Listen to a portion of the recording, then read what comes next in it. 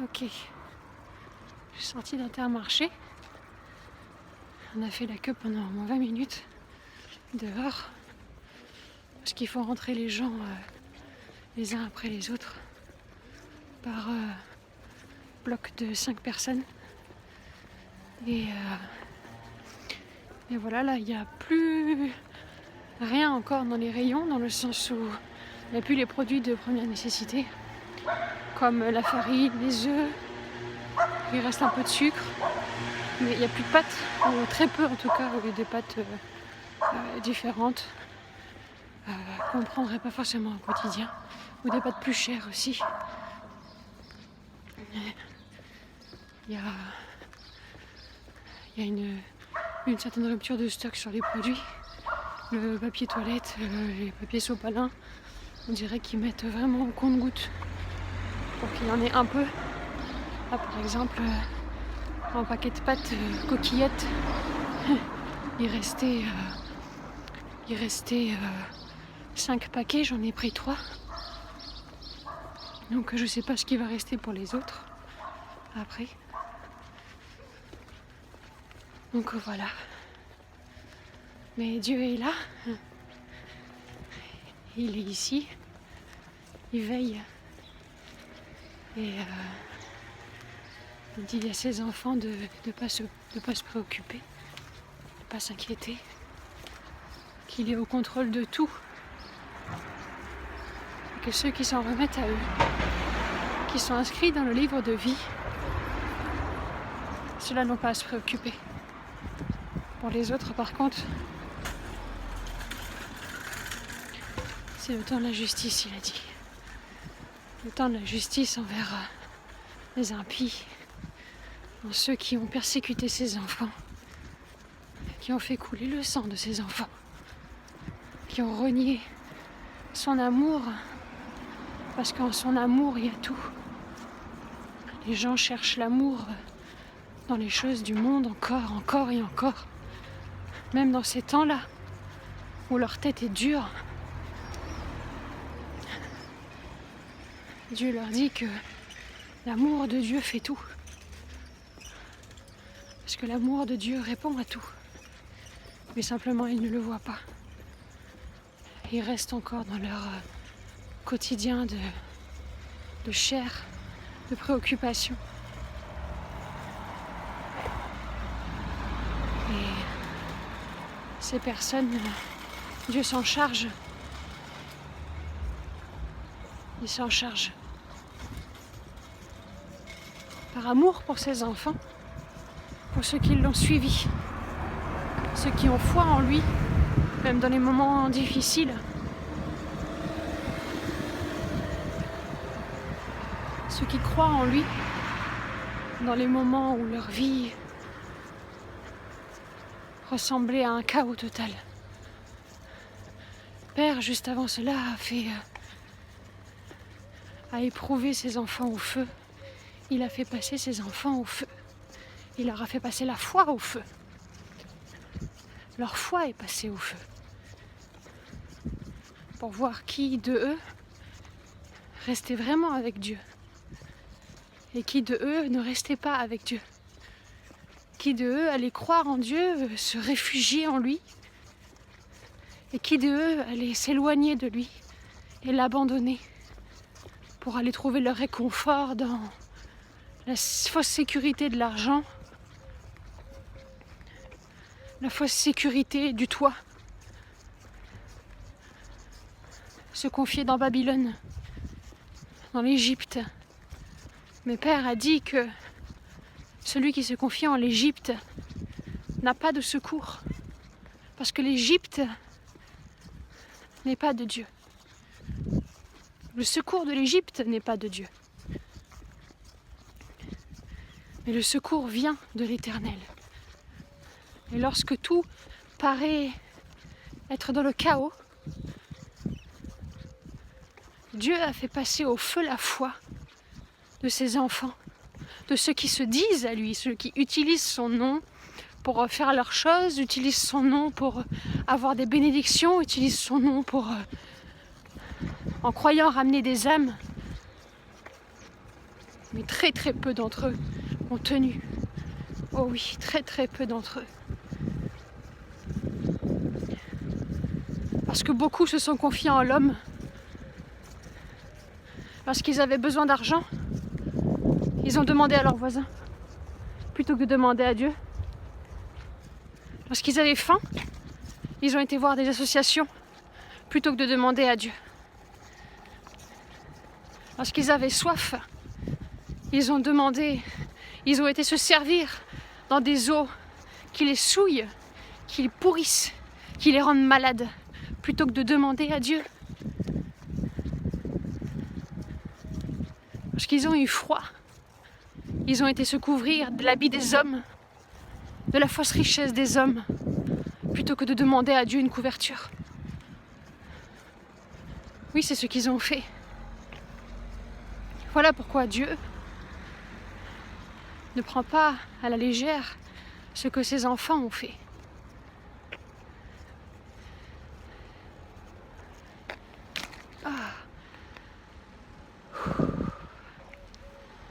Dieu ne prend pas à la légère ce que ses enfants ont fait.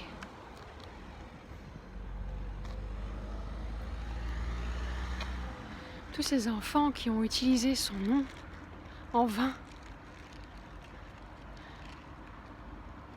son nom pour se glorifier, son nom pour spreader une parole qui n'était pas celle de Dieu. Car parfois ces enfants ont annoncé la paix sur la vie des gens, tout ça parce que Dieu est paix, alors que c'était un temps de justice pour eux.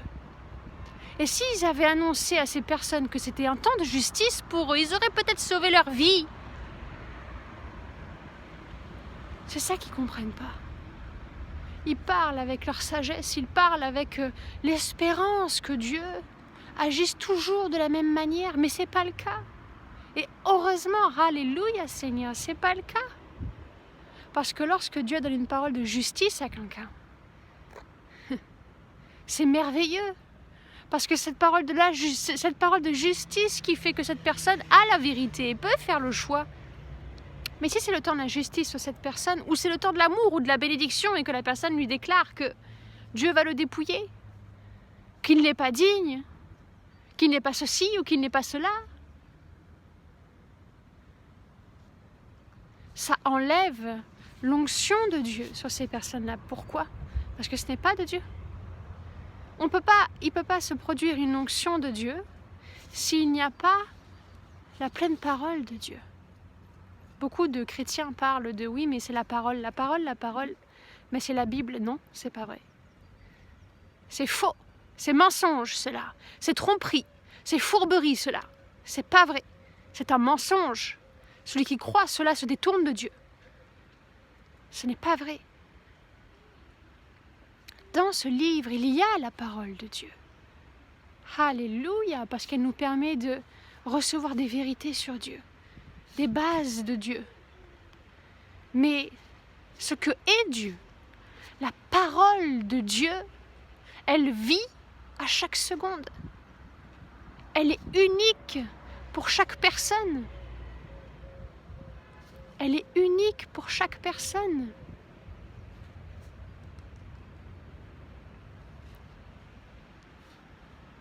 C'est pour ça qu'il faut être le vaisselle de Dieu. Il ne faut pas être un vaisselle pour utiliser l'Esprit de Dieu. Oui, parce que le Saint-Esprit s'utilise. Le Saint-Esprit s'utilise. Il s'utilise pour faire la volonté de Dieu et il s'utilise aussi pour faire sa propre volonté. Et ceux qui ne me croient pas, demandez. Demandez à Dieu. Comment vous pouvez utiliser le Saint-Esprit? Et Dieu me l'a révélé cela. À ne pas utiliser, il m'a enseigné à ne pas utiliser même dans des choses qu'on ne voit pas. Des choses où on se dit, mais non, je ne vais pas utiliser, j'ai été conduite par... Non, ma fille, tu n'as pas été conduite par le Saint-Esprit, Dieu dit. Non, tu n'as pas été conduite par le Saint-Esprit. Parce que regarde ton cœur. Va voir ton cœur à ce moment-là. Qu'est-ce qu'il y avait dans ton cœur? Père, il y avait ma volonté, mon Seigneur, de sauver cette personne, Seigneur. Oui, Seigneur. Il y avait ma volonté, Papa, de lui dire cela, Père. Parce que c'est ce que j'avais fort dans mon cœur. Oui, dans ton cœur. Mais qu'est-ce qu'il vient faire, le Saint-Esprit? Il vient séparer parfois ce que nous avons dans le cœur de la parole de Dieu. Parce que le Saint-Esprit façonne à ce que le cœur soit uni avec l'Esprit. Mais c'est un façonnage, c'est être aiguisé. C'est ça, être aiguisé aussi par la parole de Dieu, par l'œuvre de Dieu en nous. C'est de laisser le Saint-Esprit venir nous aiguiser, venir séparer, de venir nous donner le discernement entre ce qu'il y a dans notre cœur et ce que l'Esprit veut. Parce que ce n'est pas la même chose. Dieu dit, fou celui qui croit que ce que tu as dans ton cœur est de moi ou est de moi. Fou celui qui croit que je lui ressemble, il dit. Et que les pensées qu'il y a dans le cœur lui ressemblent. Il y a des choses dans le cœur des gens qui sont mauvaises. Et le Saint-Esprit vient les révéler, les trancher, les retrancher de nous. Oui, les retrancher de nous. Mais il y a aussi des choses dans notre cœur qui paraissent bonnes, qui sont bonnes pour certaines personnes, mais qui ne sont pas de la volonté de Dieu, en certains temps pour certaines personnes. Autrement dit, ce n'est pas parce que le Père est amour et grâce et paix que ce sera la parole de délivrance pour cette personne-là à ce moment-là. Mais ceux qui servent le Père, ceux qui servent le Père en vérité, ceux qui ont été éprouvés par le feu de l'Esprit, le feu des situations, qui ont été dans des situations tellement difficiles. Le wilderness, ce désert, lorsque Dieu appelle quelqu'un, il l'amène dans le désert lorsqu'elle est prête, cette personne. Lorsque lui juge qu'elle est prête. Et c'est ce qu'il fait avec ses enfants. Mais ceux qui ne sont pas passés dans le désert, posez-vous la question, pourquoi? Si même Yeshua, fils de Dieu, saint des saints, le Père l'a amené dans le désert et que toi, tu n'y as pas été, pose-toi la question, pourquoi? Lorsque tu déclares de ta bouche que tu sers Dieu de tout ton cœur, que tu aimes Dieu, que tu fais ci, que tu fais ça, mais dès que lorsque Dieu te montre quelque chose à faire et que ça ne correspond pas avec ce que tu penses, ça ne correspond pas avec ton cœur, tu refuses parce que tu te dis ce n'est pas de Dieu. Et beaucoup, 90% des chrétiens, le Saint-Esprit dit, ne suivent pas Père. Ils suivent leur cœur, en usant du nom du Père. Et c'est sur ces personnes-là, voilà pourquoi Yeshua dit que c'est d'abord l'Église qu'il vient secouer. Parce que c'est tous ces gens-là qui ont spreadé, qui ont parlé au nom de Dieu, qui sont retranchés. Parce qu'ils ont souillé. Ils ont voulu souiller le nom de Dieu. Ils ont voulu souiller les gens. Ils ont voulu spreader leurs paroles. Ils ont voulu spreader leurs paroles, pas celles de Dieu. Pas la parole de délivrance, pas la parole de Jésus. Ah mais non, tu juges si tu dis cela. Oh mais tu as beaucoup d'autorité si tu dis cela. Mais ce n'est pas du jugement quand ça vient de Dieu. Quand ça vient de Dieu, ce n'est pas toi qui juges. Quand ça vient de Dieu, c'est peut-être du jugement que Dieu lui fait. Parce que lui peut. Mais c'est un jugement, une justice qui vient pour délivrer la personne. Les hommes, quand ils se jugent entre eux, ils se jugent pour se condamner. Ils se jugent pour se comparer, pour se mesurer à l'un et à l'autre. Dieu, quand il juge, il vient trancher. C'est ma période de justice en ce moment. Que vas-tu faire? Vas-tu te confier en Babylone ou vas-tu te confier en moi? Lorsque tes placards seront vides, lorsque tes placards, tu les vois vides. Oui, quand tu les vois vides, quand tu vois ton compte vide et tu ne sais pas comment il va être enfloué parce que tu n'as aucune possibilité de pouvoir enflouer ton compte. Vas-tu regarder à Babylone ou vas-tu regarder à moi? C'est là. Tous ceux qui ont dit oui, Dieu est comme ci, Dieu est comme ça, ils sont confrontés aujourd'hui à cette vérité.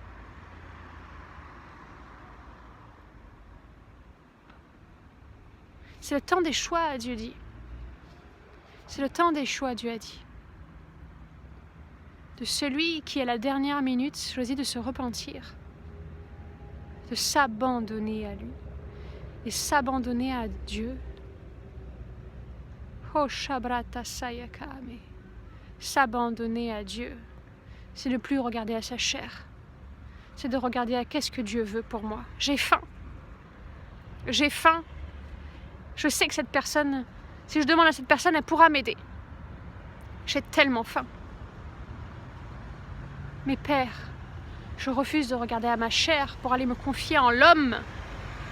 Mais je décide de te demander toi, à toi. Comment tu veux, mon Seigneur, me nourrir? Parce que je sais que tu veux me nourrir, Seigneur. Je sais que tu as dit, mon Seigneur, que tu pourvoirais toujours à mes besoins. Tu l'as dit cela. Mais dans cette situation-là, à ce moment-là, comment tu veux me nourrir? Comment tu veux pourvoir à mes placards, Seigneur? Et attendez la réponse.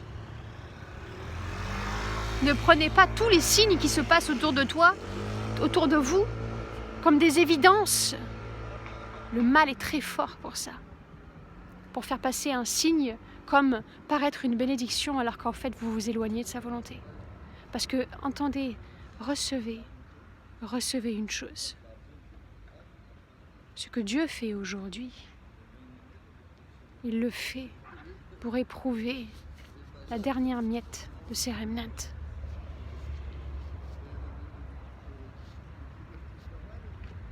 Et pour ouvrir les yeux de ceux qui ont cru que Dieu n'était que grâce, que Dieu n'était que bonté. Parce que Dieu est bonté, Dieu est grâce.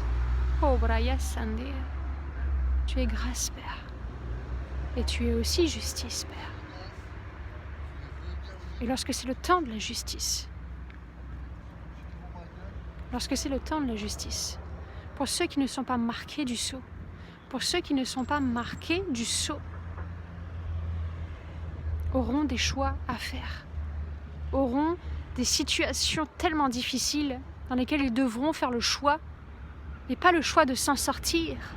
Ce n'est pas ça, ce choix. Le choix, ce n'est pas de faire le choix de s'en sortir. Ce n'est pas faire le choix d'aller chercher des solutions. C'est pas ça, choisir Dieu. Choisir Dieu, ce n'est pas trouver une solution. C'est pas ça, choisir Dieu. Choisir Dieu, ça veut dire demander à Dieu. Choisir Dieu dans ces situations, ça veut dire de demander à Dieu, de s'humilier à Dieu, de se repentir devant Dieu, de s'humilier devant Dieu, de s'humilier devant Dieu, d'être nu devant Dieu, de mettre votre cœur à nu devant Dieu et dire « Qu'est-ce que tu veux, Seigneur ?» Parce que c'est toi qui es au contrôle de ma vie. Pourquoi m'arrive-t-il ça dans ces temps? Pourquoi je vois ça? Pourquoi m'arrive-t-il ça? Humiliez-vous devant votre Dieu. Abaissez-vous et il vous élèvera. Il n'a pas dit « Va chercher une solution ». C'est lui la solution. C'est lui, de sa bouche, de sa parole, vient la solution à Dieu. Pas l'inverse. C'est pas à vous de dire « Oui, Père, j'ai trouvé une solution, Père, pour manger dans mes placards. J'ai trouvé un petit travail, là, je peux aller nettoyer quelques petits immeubles. Ça me fera tout juste de quoi payer mon loyer, Père. Je subirai pas trop ce qui se passe aujourd'hui. » Mais c'est pas ça qu'il veut pour toi. Ou pour certains, c'est ça qu'il veut. Mais parce que ce sera lui qui te l'aura dit, pas toi. La différence, elle est là. Qu'est-ce qu'il y a dans ton cœur? Dans mon cœur, il y a, Père, ma non-volonté de subir ce qui se passe. Mais quelle est ma volonté, ma fille, pour toi? Mon fils, quelle est ma volonté pour toi dans ce temps-là? Parce que peut-être que c'est un temps de désert pour toi. Pour que tu puisses te remettre à Dieu, te reconnecter à Dieu, de redévelopper cette relation avec le Père. La relation, c'est ce qui te sauve. Dieu a dit, perds ta vie. Dieu a dit, perds ta vie pour la gagner. Perds ta vie pour la gagner, mon fils, ma fille. Perds ta vie, perds tes entendements du monde, perds tes habitudes du monde, perds ton mindset du monde. Perds-le, abandonne-le à la croix, abandonne-le à la croix. Breshaye de la so. Bredare so mende. Parce que je veux te sauver. Mais tu ne peux pas être sauvé, ma fille ou mon fils. Si tu regardes à toi, tu ne peux pas être sauvé par moi si tu ne me laisses pas la place d'agir dans ta vie. Là où tu crois que c'est le chaos, je peux me glorifier. Là où tu crois que ce n'est pas possible, je peux me glorifier.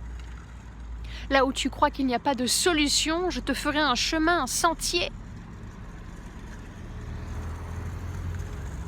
La foi, c'est de voir et de savoir. La foi, c'est de voir Dieu. La foi, c'est de voir